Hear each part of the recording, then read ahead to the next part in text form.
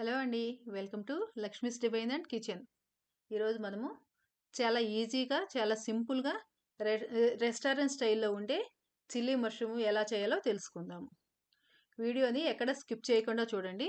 Video గనుక మీకు నచ్చినట్లయితే లైక్ చేసి, షేర్ చేసి, ఇంతకుముందు సబ్స్క్రైబ్ చేయకపోయినట్లయితే సబ్స్క్రైబ్ చేసుకోండి. ఇప్పుడు మనము వీడియోలోకి వెళ్దాము. కావాల్సిన పదార్థాలు మష్రూమ్స్, మైదా, కార్న్‌ఫ్లోర్, పంచదార, salt, garlic, vinegar, red chilli sauce, green chilli sauce, chilli paste, soya sauce, tomato sauce, green chilli, onions, capsicum. ఇప్పుడు ఒక బౌల్లోకి 2 టేబుల్ స్పూన్స్ మైదా, 2 టేబుల్ స్పూన్స్ కార్న్‌ఫ్లోర్, కొంచెం సాల్ట్ వేసి వాటర్ వేసుకొని కలుపుకుందాము. ఈ బ్యాటరు మరీ తిక్కుగాను ఉండకూడదు, మరీ పల్చగాను ఉండకూడదు. మష్రూమ్స్ ముక్కలు వేస్తే దానికి పట్టుకునేలాగా ఉండాలి. ఇలా కలుపుకొని దీనిలోకి మష్రూమ్స్ వేసుకుందాము. వీటిని ఒకసారి డిప్ చేసుకొని ఆయిల్లో డీప్ ఫ్రై చేసుకుందాము.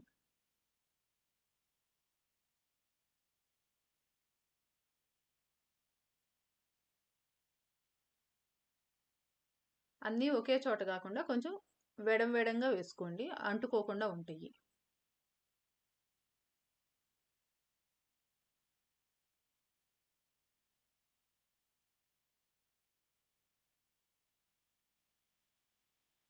కలర్ చేంజ్ అయినాయి కదా, గోల్డెన్ బ్రౌన్ కలర్కి వస్తే తీసేయవచ్చు.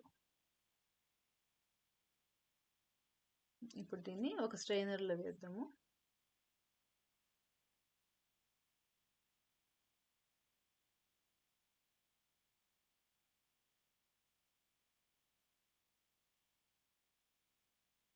ఒక ప్యాన్ తీసుకొని దానిలో కొంచెం ఆయిల్ వేసుకుందాము.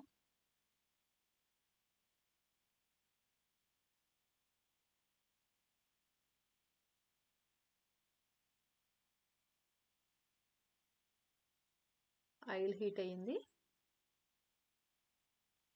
సన్నగా తరిగిన గార్లిక్ వేసుకుందాము.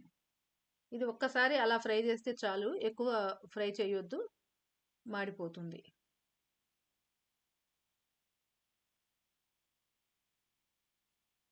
ఇప్పుడు దీనిలోకి గ్రీన్ చిల్లీ వేసి ఫ్రై చేద్దాము.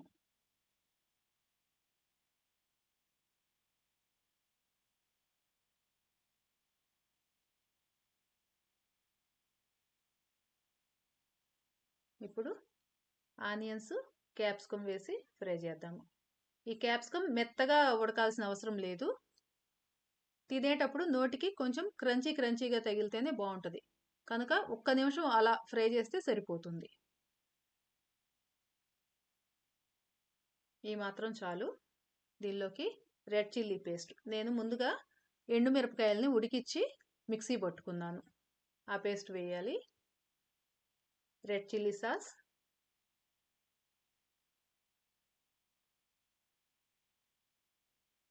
గ్రీన్ చిల్లీ సాస్,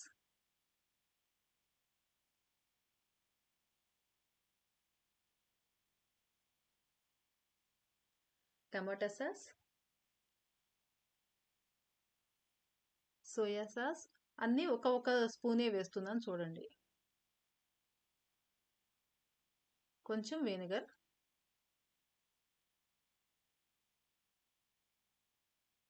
ఒక స్పూన్ పంచదార వేసి మొత్తం కలుపుకుందాం.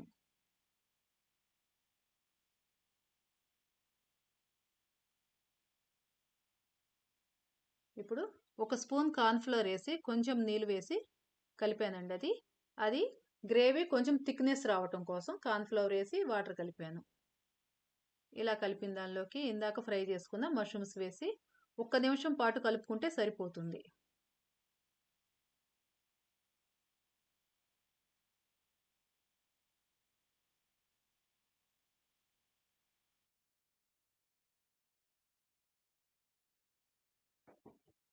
ఇప్పుడు రెడీ అయిపోయింది.